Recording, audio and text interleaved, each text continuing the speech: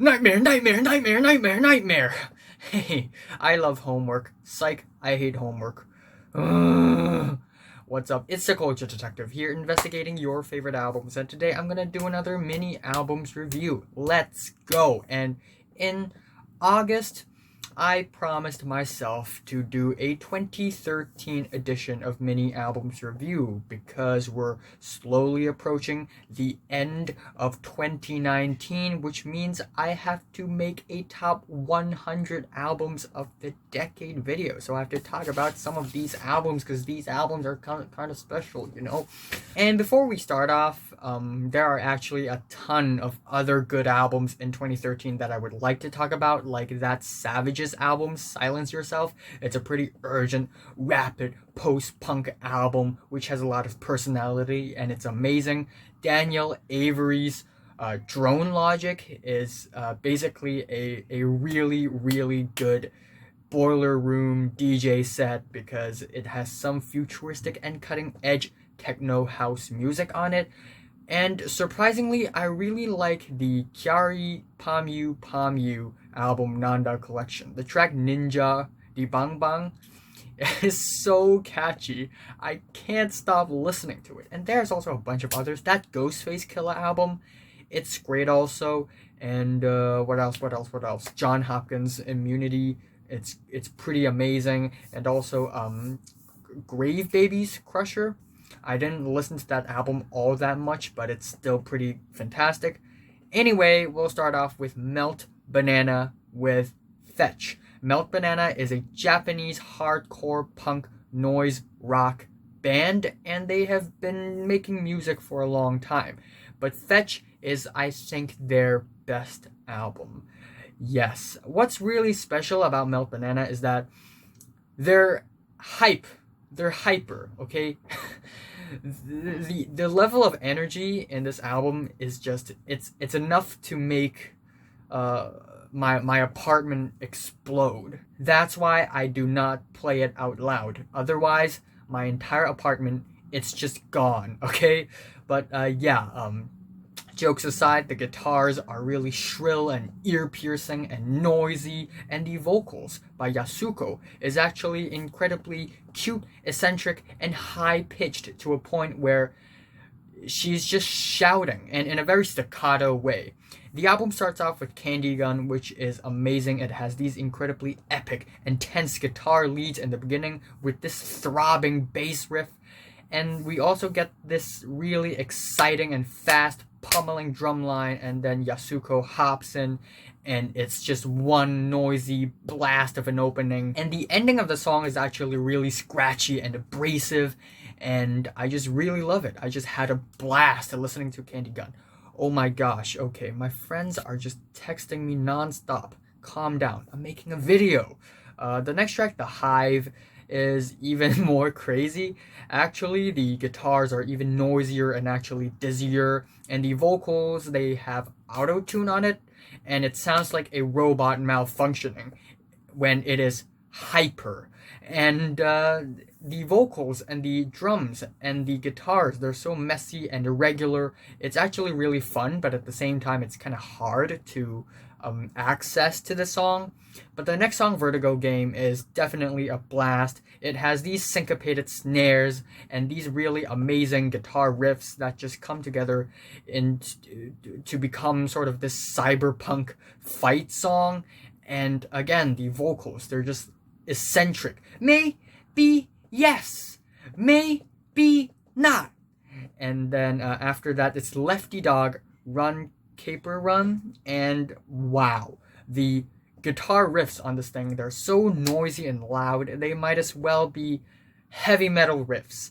And the vocals, they're actually really playful here, which is amazing. The vocals are actually really unintelligible to a point it doesn't even matter, and that's actually one of the reasons why I like this band, because it's about the sonic experience in your eardrums, just destroying your eardrums.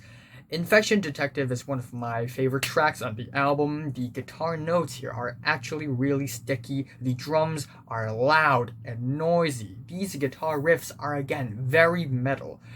but at the same time, it's not dark or disturbing at all. In fact, it is quite the opposite. It's colorful, it's bright, it's catchy. The track "My Missing Link" is a bit of a weird, low moment in the album. It has these guitars that are rather epic, but yet moody in the minor tone, and the vocals are more stern. And for the next track, Zero Plus, it's more of an interlude that teases towards the album ending, which is called Zero. But yeah, I really like the shrill and clear guitars. The track Schemes of the Tales has these multi-layered vocals that lay on top of one another to form a harmony, which is crazy. And we also get these pummeling drums and these really joyful, blissful guitars that go together like a perfect combination. And the track Lie, Lied, Lies is one of the wildest and rawest and loudest tracks on the album. It has these really fast punk riffs and drums. It's just crazy, man. It's crazy. And Red Data, Red Stage, is basically this futuristic punk rock rager. Same for the next track, Then Red Eyed, except for the next track, it's a bit more guitar driven and more instrumental.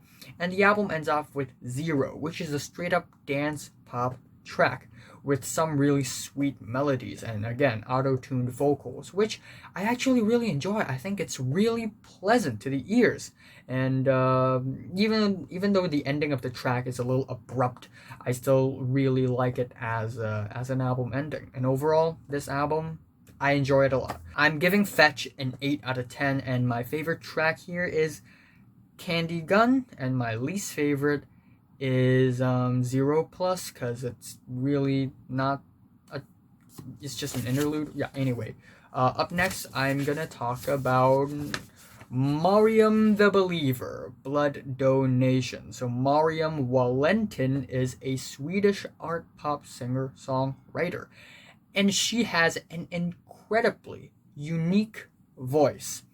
And this album makes her music more alluring and mystifying instead of just very wild and free like her other projects. The title track is legitimately an amazing album opener. It has these incredibly psychedelic, nostalgic, and dreamy guitars paired with these marchy drums, and the vocals, they're fantastic. With these na choruses, but at the same time, these wordy verses, they go together really well. The next track, Dead Meat, is even more interesting. There are a lot of phases in the track.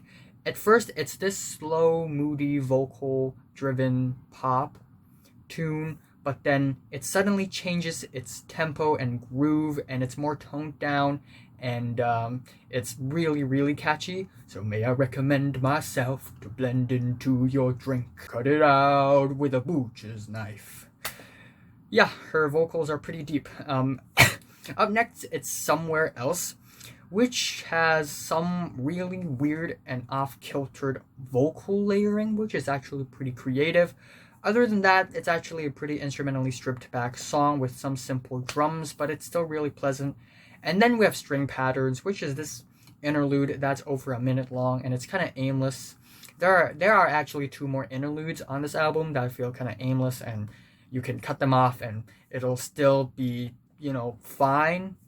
Anyway, The String of Everything is truly a beautiful track because it is a jangly dream pop tune with some really triumphant chorus. The hook is just triumphant, but the verses, they're more toned down and they're even a little sad, and it reminds me a lot of Beach House. I really love the drums, especially when they go triple instead of double, triple note, and the pianos, they're so clear and they're so lovely. It's amazing. The track Invisible Giving is over 7 minutes long, and it has these fast rhythmic percussions that are really loud and interesting, and it's 7 minutes long and it's multifaceted as well. The instrumentals are very subtle in the second phase, but the vocals, they're just so bold and loud. In contrast to other instrumentals, it actually makes the track even more interesting and entertaining to go through. The track To Belong or To Let Go is a bit of a low point in the album. It's this smoky, jazzy track, and the vocals are good, but it's just a little long-winded and a little stagnant. And the track Above the World is actually fantastic. The percussions are incredibly weird, loose, kooky, and freaky, and I really love the click clacks. And also the next track, First Haiku, is a very beautiful ballad that's over 6 minutes long, and it's actually really moving with a very gorgeous saxophone solo at the end. And the next track, And There Is and More, is also pretty great, and it is essentially an incredibly engaging pop ballad that's actually really expressive and also moving. The ending, though, it's a little bit of an anticlimactic ending because it's a little slow and it's a little stale, but still, overall, I like the album. I like the album a lot. Feeling an 8 out of 10 as well, strong 8. Favorite track, The String of Everything. Least favorite, probably the interludes or the To Belong or To Let Go track. The third album I'm going to talk about is Future of the Left with How to Stop Your Brain in an Accident. Yes, Future of the Left is a noise punk rock band from UK, and they are actually incredibly cheeky, funny, also eccentric and loud and kind of vulgar at times. The album opener just shocks me because it's called Bread, Cheese, Bow and Arrow, and it starts off with these heavy guitar strikes. Wow, that's loud. Heavy guitar strikes. It's just really jagged and raw. It's like bam, bam, bam, bam, and it's constantly switching from loud to silent. I'm just a man. Simple things.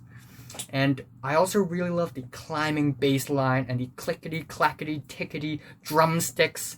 They're just really fantastic. The next track, Johnny Borrell Afterlife, is a total banger, and it's wow. I really love the eccentric vocals. I love the refrain of the track, just a boy, just a boy. I love the incredibly tense guitar riffs and these group shouts and these syncopated percussions. They all go together to make this incredibly catchy, energetic, fun, hardcore punk track. The next track, Future Child Embarrassment Matrix, has these heavy sludge riffs and these incredibly vulgar lyrics. Her cock is so hard. I wasn't a huge fan of the track at first, but the lyrics, they just stick to my mind for such a long time. Even though it's not that catchy, I still enjoy it.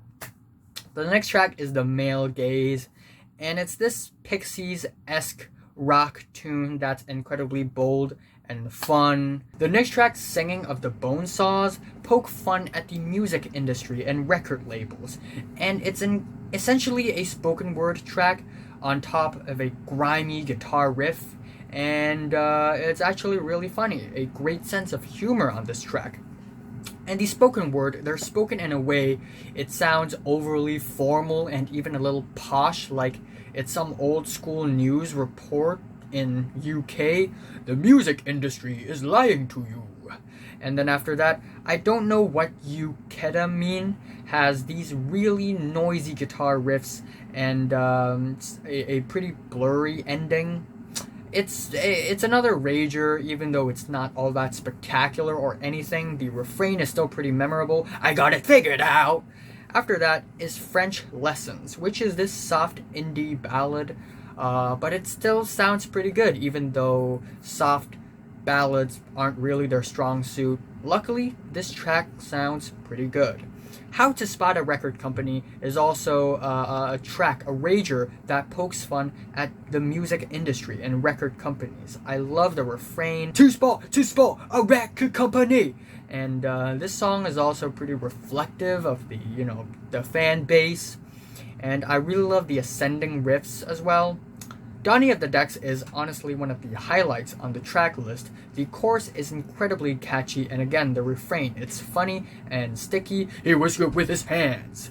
And it's just a really solid and melodic and catchy track that I really love. And the track She Gets Passed Around at Parties has these tiptoe guitars and these falsetto vocals that are really funny and jokey.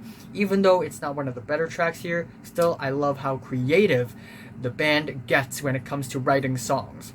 The next track, Something Happened, is perhaps even more creative because it's like two songs being cut and pasted and put together. It's equally a creepy song with low pitched bass riff and spooky pianos, but also this sweet, optimistic, jangly pop jam. And with jarring transitions, of course. After that is The Real Meaning of Christmas, and it's also one of the more fun and melodic songs on the track list, and the guitar riffs, they're amazing. The track Things to Say to Friendly Policemen is an incredibly wild, insane, noisy, and rough punk rock rager with the guitars paired with kazoos. Yeah, and it sounds absolutely astonishing. And the album ending is Why Aren't I Going to Hell, which is a bit of a slow acoustic down moment on the album. I didn't really like it all that much, even though I love the vocals where we hear clenched teeth and some low-key whispers, but still, instrumentally, the low-key country guitars, the spooky keys, they're actually kind of stale, and the ending is it's climactic. I like it, but still, the track overall, it's a little bit long-winded, but still, overall, love this album. I'm feeling an 8 out of 10 as well. And my favorite track here is Johnny Borrell Afterlife. And my least fave is the album ending. Album number 4, Gorguts, Colored Sands. Gorguts is a technical death metal band from Quebec, Canada. And this is a comeback album for a very long time. Yeah. And it's surprisingly great. It's a little more melodic, it's a little more dizzying than their usual old stuffs, but yet it is more menacing, more evil, and actually more bright and colorful, with some new musicians here. Yeah, rest in peace to their ex-drummer. Anyway, the first track is Le Toit du Monde, which means the roof of the world. And it has these tight drums and guitars layering in the beginning, which are amazing. And I also really love the interludes in the middle of the track, which has these scratchy guitars. The track An Ocean of Wisdom is also incredibly menacing, with the very evil, sinister guitar riffs and some really bright, shrill guitars, which I really love. But also in the middle of the track, the band also gets creative to incorporate some sad and mournful guitars. The next track, Forgotten Arrows, is basically this pretty average death metal, progressive metal track that doesn't really have much in terms of dynamic. However, the title track is amazing. It has these sad, strange guitar riffs in the beginning, which builds to this incredibly heavy and bright and just violent climax. The Battle of Shamdu, or I guess that's how you pronounce it, is a bit of an oddball on the track list, because this is an orchestral string piece with these incredibly tense and dramatic strings, and I actually really love it.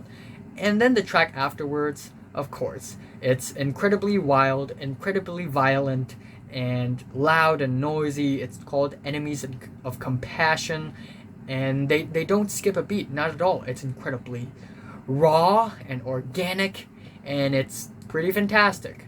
Afterwards, it's Ember's Voice, which has these off-kiltered riffs that are actually really dense. And the guitar solo at the end is actually really melodic, but the way it's layered, it sounds incredibly evil. And the next track, Absconders, it's over 9 minutes long. It has these incredibly raw vocals, but also these slow and quiet parts, which aren't that great. However, the album ending, it's crushing, it's violent, and it's incredibly climactic, and it's called Reduced to Silence as well, which is pretty much the opposite of what's going on in the track. It's so loud and noisy, it's just, yeah, 8 out of 10, solid 8. Favorite track here, the title track probably. But I also really like Ember's voice, but the title track is great. And my least favorite is probably Forgotten Arrows. And then let's talk about two terrible albums. Starting off with AFI's Burials, and AFI is a pop punk band who has never really dropped a good album. They just come out with one cheap, boring, crappy, cheesy, corny pop punk album after another. But this album, it's probably their worst, because not only is it their most boring album, but also they try to make these dark, edgy music riffs, and it's not good. It's not good. This album has 13 tracks, and it is like 49 minutes long. Yet, listening to this album, it's incredibly boring. It sounds like it's 3 hours long.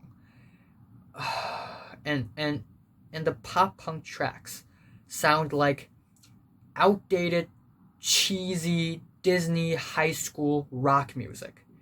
It's really bad. The album opener, The Sinking Night, is already boring enough. It's incredibly uneventful, and the lyrics, if you look into it, it sounds cool, but it actually makes no sense. And I'm not trying to look for logic in the lyrics, but more like grammar logic, not like concept logic, you know? The next track, A Deep Slow Panic, is really just a regular Disney college rock song with a sad edge to it, even though it's probably the best one because all the other tracks on the album are just such a turnoff. We have No Resurrections, which has these unnecessarily reverbed vocals, and these and the hook, which part of the hook or the verse or the choruses are edgy or dark, I don't know, but the song tries to sound that way with the incredibly tedious vocals. Stay down. The next track, 17 Crimes, is another Disney high school rock song, and the track The Conductor, it tries to be like evil and edgy, but really it sounds cartoony with the lyrics, show them believer, 300,000 amps. It's like AFI is about to go on stage and destroy the audience, even though all they're playing are songs like this. We have tracks like Heart Stops and Greater Than 84, which are straight up pop rock songs that are sugar-coated, but they just end up bland and boring. The track The Embrace sounds like a theme song to some sort of crappy teenage sci-fi movie. And the track Wild is actually wild. They do go wild.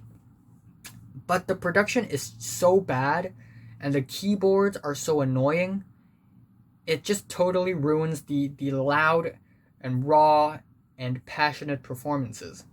And overall, this album is just such a turnoff. It's a bad album, and there really isn't much in terms of personality or originality or whatever. It's just boring, cheesy, and corny as well. I'm feeling a strong 2 to a light 3 out of 10 for the album. My favorite track is A Deep Slow Panic, and my least favorite is I don't even know. A lot of them are bad. I guess yeah, a lot of them are bad. I guess The Embrace is very bad. And then afterwards, I'm gonna talk about will.i.am or will.i.am, who is formerly in the Black Eyed Peas, but now he's doing solo projects. And look what happened. This album is called #Willpower. #Willpower. And look at the album cover. How can you take this album seriously when the album cover looks like this? It's like his barber cut corners. Like, literally cut corners. What is happening with his hair? The album starts off with Good Morning, which is this humble, opening, which tries to be theatrical, you know, like, oh, you're gonna wake up in this new day, new dawn, and the sun is rising in the east. And it only sounds like the opening to a kid's play at school, at elementary school. The track Hello has these overblown party beats. Actually, the entire album is laced with these overblown party beats, like boom, boom, boom, boom, boom, boom. And these rave beats like boom, boom, boom, boom, boom, boom, boom, boom, boom, boom, boom. And then silence. And it just sounds incredibly cheap. And the rapping on the track Hello is so buried underneath so many layers of unnecessary instrumentals. It's not pleasant, let alone intelligible. The track This Is Love is another outdated party pop rap with these cheesy, corny pianos. And the track Scream and Shout features Britney Spears, and the verse is actually pretty good. It actually sounds kind of promising. And then it suddenly reaches a beat drop, which is really dumb, and it becomes this dumb pitched keyboards solo, which sounds like the crappy opening theme to some crappy Fortnite YouTuber. And then after that, it's Feelin' Myself, and it features like a bunch of people, including Miley Cyrus. There are like 5 rappers / singers on this track, and yet this track still sounds bland. I don't know why. And then we have the track Gettin' Dumb, which is just dumb, actually, because it's essentially these bleeps and bloops so abused, so spammed, to a point where it gets obnoxious. And what's with the refrain here? Watch out for the dumb, get dumb dumb. Like that. Ugh. The track Geekin' is actually really stomach churning, because we get these Arabic keyboards, which could have actually evolved to some sort of interesting pop tune, but it's so compressed. It sounds like will.i.am is rapping over some crappy, outdated Nokia ringtone. And the track Freshie, featuring Jessie J, it's actually incredibly boring. And the track #ThatPower, featuring Justin Bieber, just sounds as generic and as cringy as you would have expected. The next track, Great Times Are Coming, is probably the worst on the album, because will.i.am tries to make this uplifting, optimistic party pop song like everything's gonna be okay, never give up, you know, keep having hope, you know, whatever. The beats are so messy, and the melodies are so one note. Quite literally, one note is being played and one note is being sung on this track. It's just terrible. It's terrible. And like at the end of the song, like not even at the very end, like at the last third of the song, suddenly it dissolves into this corny, crappy strings section, which makes 0 sense whatsoever. The World is Crazy. It actually sounds kind of good. It's this slow pop disco song. However, the singing, it's kind of bad. It's kind of bad. And also there's this sync problem where the vocals and the instrumentals, they're a little out of sync. It sounds a little delayed. Actually, same problem happens on the track Far Away From Home, when it sounds like there's a sync problem. And also on the same track, there are these walls of noises, which are, again, unintelligible. And the production is just so messy. The track Fall Down features Miley Cyrus as well, and it's kind of bad. And the track Love Bullets features Skylar Grey, and she has this faux sexy vocals, and it's just a huge turnoff. And the album ends off with Ghetto Ghetto, which is mainly sung by a baby. And it's essentially the stripped back piano rap song, which in concept sounds like a pretty good ending, but really the way it's executed, it's just sloppy. And overall, this album, it's not good. It's far from being good. In fact, it's pretty bad. It's pretty trashy. And it's the year 2013, and I know, it's early 2010s, and people are still, like, some people are still, crazy about, party, pop, but really, it sounds outdated. This is what this album sounds like. I'm feeling a 2 out of 10, and I don't even care what is the best track or the worst track. I guess the track Great Times Are Coming is the worst, but I can't find one single good track on the album. So let's just leave it there. What are your thoughts on these albums? Like if you like them, hate if you hate them, and subscribe if you want more, and thanks for watching.